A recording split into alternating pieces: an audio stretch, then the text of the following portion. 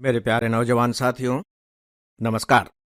Friends, लंबे समय से यानी कि कई एपिसोड में हम लोगों ने कंप्रहेंशन पर बातें की हैं, बहुत विस्तार के साथ बातें की हैं और सबसे बड़ी बात यह है कि बहुत ही व्यावहारिक स्तर पर बातें की हैं और मुझे पूरा विश्वास है कि आपको इन बातों में न केवल मजा ही आया होगा, बल्कि इस बारे में आपकी दृष्टि भी बहुत स्पष्ट हुई होगी। कम से कम मुझे तो सच बताऊं, बहुत मजा आया।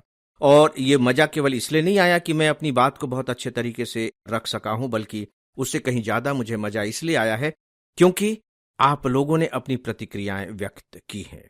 तो दोस्तों, इस लंबे सफर के बाद अब आप कल्पना कीजिए कि आप अपने एग्जामिनेशन सेंटर में पहुंचकर एग्जामिनेशन हॉल में प्रवेश कर चुके हैं।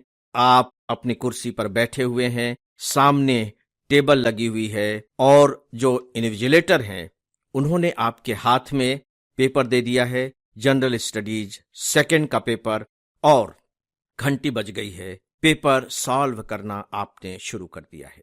यानी कि अब हम उस स्थिति में पहुंच गए हैं जिसके लिए सच में हमने अभी इतनी लंबी बातचीत की है और आपने भी अपना उससे कई गुना ज्यादा समय दिया है। अब मैं आप सबसे बात करने जा रहा हूं कि एग्जामिनेशन हॉल में आप कंप्रिहेंशन के साथ क्या क्या और कैसे कैसे करेंगे। जी हां, मैं प्रैक्टिस की बात नहीं कर रहा हूं। आपको ध्यान होगा कि जो मैंने कंप्रिहेंशन की सीरीज की शुरुआत की थी, उसी के अंतर्गत मैं प्रैक्टिस के बारे में आपको बता चुका हूं कि आपको प्रैक्टिस कैसे करना चाहिए। वहां आपके पढ़ने का अंदाज अलग होगा, क्वेश्चंस को समझने का, और क्वेश्चन को समझने के बाद उनके उत्तर निकालने के तौर तरीके अलग होंगे, क्योंकि वहां आप प्रैक्टिस कर रहे हैं। लेकिन अब तो आपको अपने किए गए प्रैक्टिस के आधार पर परिणाम देने हैं। अब यहां वे चीजें काम नहीं आएंगी, लेकिन जो कुछ भी आप करेंगे ना, उन्हीं आधारों पर करेंगे जो आपने उस समय किया है। राइट? आपने क्वेश्चन पेपर उल्टा। मुझे नहीं मालूम कि पहला प्रश्न आपका क्या होगा। मैथ्स का हो सकता है, क्वांट का हो सकता है, रीजनिंग का हो सकता है, आई डोंट नो। लेकिन हम मान करके यहां चलते हैं कि जो पहला प्रश्न है वो परिच्छेद का ही आ गया। अब आप मेरी बात ध्यान से सुनिएगा। ध्यान से सुनने की बात मैं इसलिए कह रहा हूं कि ये जो पूरा का पूरा पेपर है, ये केवल ज्ञान का पेपर नहीं है। सच पूछे तो ये पूरा का पूरा पेपर बोधगम्यता का भी पेपर नहीं है। ये जो पूरा का पूरा आपका जो पेपर है ना, ये बहुत ही व्यावहारिक स्तर का पेपर है। इसमें ज्ञान भी शामिल है, इसमें बोध भी शामिल है, और जहां ये दोनों शामिल हो जाते हैं, वो पूरा का पूरा जो पेपर है वो मनोवैज्ञानिक बन जाता है, साइकोलॉजिकल बन जाता है। इस प्रकार से आप कह सकते हैं कि ये आपके साइकोलॉजी के टेस्ट का भी पेपर है। राइट? 80 क्वेश्चन आपको सॉल्व करने हैं। 120 मिनट आपके पास हैं। यानी कि सामान्य तौर पर अगर हम 120 को 80 से डिवाइड कर दें तो आपके पास 1.5 मिनट एक प्रश्न के लिए हैं। ठीक है? अपने दिमाग में आप ये भी निश्चित कर लीजिए, मानकर चलिए कि कितना भी बुरा से बुरा होगा, अगर सच में बहुत बुरा नहीं हुआ तो कम से कम 25 क्वेश्चंस तो आपको कंप्रिहेंशन के मिलेंगे ही मिलेंगे। हो सकता है कि बोनस के रूप में आपको 2-3 प्रश्न और मिल जाएं। बोनस शब्द का मैं इस्तेमाल इसलिए कर रहा हूं क्योंकि यह मैं मान करके चलता हूं कि सी सेट की जो आपकी सफलता है, ज्यादातर वो कंप्रिहेंशन पर डिपेंड करती है, यदि आप मैथ्स बैकग्राउंड के स्टूडेंट नहीं हैं तो। लेकिन अगर आप मैथ्स बैकग्राउंड के हैं तो कोई बात नहीं, फिर तो आप और भी जो दूसरे प्रश्न हैं वहां से भी आप अपने लिए उत्तर निकाल लेंगे।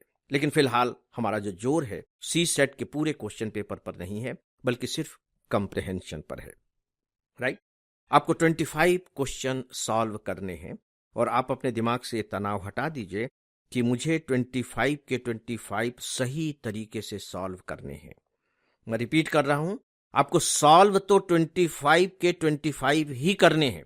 अगर मान लीजिए किसी में बहुत ज्यादा फंस गए हैं, कुछ सूझ ही नहीं रहा है और बिल्कुल ये लग रहा है कि अगर इससे मैंने टच किया तो इसमें गलत होना ही होना है, तब तो आप उसे बिल्कुल छोड़ दीजिए। लेकिन फिलहाल आप अपने दिमाग में ये लक्ष्य लेकर के चलिए कि मुझे 25 के 25 कंप्रिहेंशन के क्वेश्चन सॉल्व करने हैं। लेकिन ये नहीं कि मुझे 25 के 25 सही सॉल्व करने हैं, नहीं। ऐसा आप सोचेंगे तो आपके दिमाग में तनाव आ जाएगा, आप अपने दिमाग में अनावश्यक रूप से एक तनाव की स्थिति ले आएंगे। और ये जो तनाव की स्थिति है, मैंने शुरू में क्या किया है, मनोवैज्ञानिक, ये जो तनाव की स्थिति है न केवल आपके कंप्रिहेंशन के उत्तरों को ही डैमेज करेगी, बल्कि जब आप मैथ्स, रीजनिंग, इन सब के भी उत्तर ढूंढने की कोशिश करेंगे तो वहां भी इसका निगेटिव इम्पैक्ट पड़ेगा। थोड़ा सा क्वेश्चन दें, अपने दिमाग को थोड़ा सा अवसर दें। वो अवसर किस तरीके का होगा? वो अवसर इस तरीके का होगा कि ये जो 25 क्वेश्चन है, इनमें से मुझे कोशिश करके 20-21 तो सही करने ही है। छोड़ दीजिए कि 3-4 मेरे गलत भी हो जाएंगे तो कोई बात नहीं, इसका बहुत पॉजिटिव इंपैक्ट आपके ब्रेन पर होगा। बहुत, आप याद रखिए कि बहुत ज्यादा इसका पॉजिटिव इंपैक्ट आपकी ब्रेन पर होगा। राइट? आप अपने दिमाग को ये मैसेज भेज दीजिए।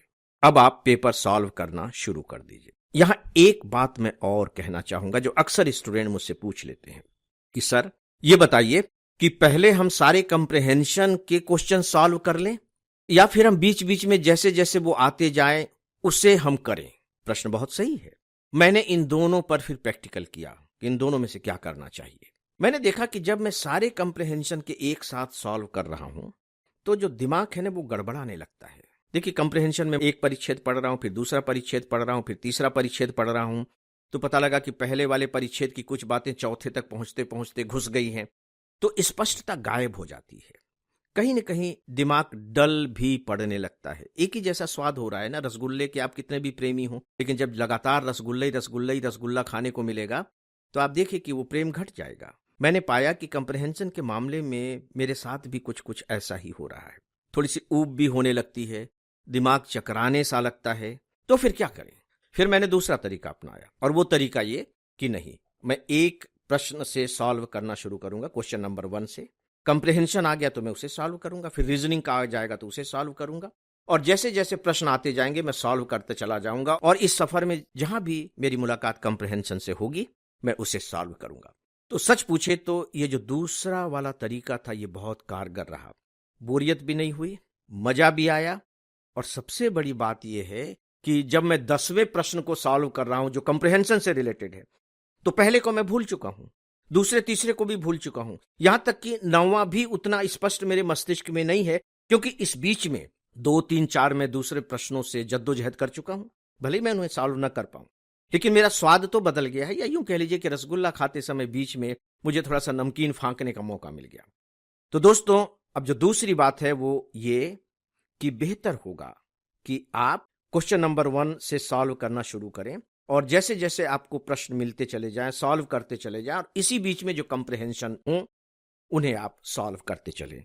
समय का ध्यान रखें, क्योंकि हो सकता है कि बाद में एकदम लास्ट में जाकर के 5 कंप्रिहेंशन दिए हुए हों, तो आपको उसके लिए समय बचा करके रखना होगा। इसीलिए अगर हम पूरे पेपर की बात करें सी सेट की, तो उसमें एक बात कही जाती है, स्पेशली मैं कहना भी चाहूंगा कि जो प्रश्न आपको बहुत कठिन लगते हैं, चाहे वो कंप्रिहेंशन के ही क्यों ना हो, एक बार उन्हें छोड़ दीजिए, उन्हें छोड़ करके आगे बढ़ जाइए। लेकिन पूरी जर्नी एक बार आप पूरे के पूरे पेपर की कर लें, तो आपके दिमाग में अंदाजा हो जाएगा कि अच्छा कंप्रिहेंशन के प्रश्न कैसे हैं। सॉल्व करते हुए, केवल पढ़ते हुए नहीं, please note it down, solve करते हुए आप ये जर्नी करें, तो उसका पूरा का पूरा एक जायजा आपके दिमाग में दर्ज हो जाएगा।